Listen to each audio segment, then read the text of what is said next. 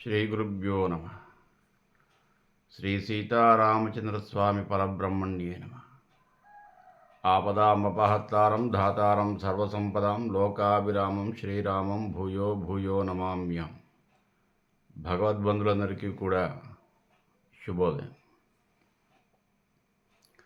కార్తీక మాసంలో 9వ రోజులో ఉన్న కార్తీక శుద్ధ నవమి. నిన్న కార్తీక శుద్ధ అష్టమి, గోపాష్టమి. అనివార్య కారణాల వల్ల గోపాష్టమి గురించి తెలుసుకోలేకపోయాం. మరొక సందర్భంలో దాని గురించి వివరణ ఇచ్చే ప్రయత్నం చేస్తాను. ఈ రోజున నవమి తిథి. నవమి తిథి మామూలుగా రోజు ఎలాగైతే జరుపుకుంటామో ఆ రోజున అలాగే జరుపుకోవడం. అంతే విధంగా అదే కాకుండా ఈ రోజుకి మనకు విష్ణు పురాణం ప్రకారం ఏంటంటే కార్తీక శుద్ధ నవమి రోజున త్రేతాయుగం ప్రారంభమైంది. త్రేతాయుగ ప్రారంభానికి సూచికగా మనకు 4 యుగాలు ఉంటాయి: కృతయుగం, త్రేతాయుగం, ద్వాపరయుగం, కలియుగం. త్రేతాయుగంలో మనకు రామావతారం, ద్వాపరయుగంలో కృష్ణావతారం. అయితే త్రేతాయుగానికి సూచికగా యుగదీపం అని ఒక దీపం పెడతారు. దాన్ని రామదీపం అని కూడా అంటారు. ఈ రోజున శ్రీరామచంద్రుడి ఆరాధన. అంతేకాకుండా కొంతమంది తిథ్యాధిపతి, నవమికి తిథ్యాధిపతి వసువులు, అష్టవసువులను ఉంటారు. వారు స్వర్గలోకంలో ఉంటారు. అష్టవసువులకు సూచికగా 8 దిక్కుల 8 దీపాలు పెట్టే ఆచారం కూడా ఒకటి ఉంది పూర్వకాలంలో. వసుదీపము అంటారు, లేదంటే వారికి అందరికీ కలిపి ఒక దీపం. వసుదీపము, రామదీపము, కార్తీక దీపం, 3 దీపాలు పెట్టుకోవచ్చు. కుదిరితే 8 దీపాలు అష్టవసువులకి, ఒక దీపం రామదీపం 9వది, ఒకటి కార్తీక దీపం 10వది.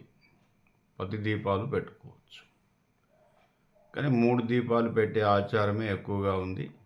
శ్రీరామచంద్రుడికి ఒక దీపము, త్రేతాయుగానికి సూచికగా, లేదా యుగ దీపం అని కూడా అంటారు. త్రేతాయుగం పరమ పవిత్రమైనటువంటి యుగం.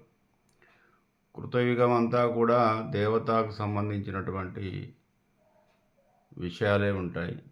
ద్వాపరయుగం నుంచి మానవ సంబంధమైనటువంటి విషయాలు ఎక్కువగా ఉంటాయి. రాముల వారు మానవావతారంగా ధరించినటువంటి రోజు కాబట్టి త్రేతాయుగానికి మానవులకి చాలా దగ్గర సంబంధం ఉంది. ఇక ద్వాపరయుగం కూడా మానవావతారమే. కలియుగంలో కూడా శ్రీ మహావిష్ణువు కల్కి అవతారం, అది కూడా మానవావతారం. త్రేతాయుగం ఒక్కటే దేవయుగము అంటారు. కాబట్టి యుగ సూచికగా మానవులు ఆవిర్భవించినటువంటి మాలోకి సంబంధమైనటువంటి కథలన్నీ కూడా త్రేతాయుగం నుంచి ప్రారంభమయ్యాయి. కాబట్టి త్రేతాయుగానికి యుగ సూచికగా ఒక దీపము, దాన్నే శ్రీరామచంద్ర దీపము.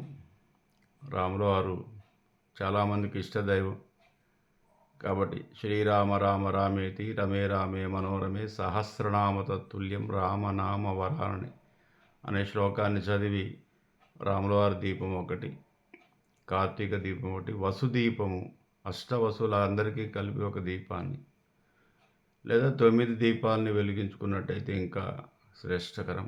కావున ఈ రోజున ప్రజలందరూ కూడా, భక్తులందరూ కూడా కార్తీక శుద్ధ నవమిని అత్యంత భక్తి శ్రద్ధలతో ఆచరించి కృతార్థులు కావాల్సిందిగా మనసా వాచ కర్మణ కోరుతూ స్వస్తి ప్రజాభ్య. శ్రీ కోదండరామ యూట్యూబ్ ఛానల్, నా ఛానల్ని సబ్స్క్రైబ్ చేయండి, షేర్ చేయండి, లైక్ చేయండి, కామెంట్ చేయండి, కామెంట్ ఇవ్వండి, నన్ను ఆశీర్వదించండి. స్వస్తి.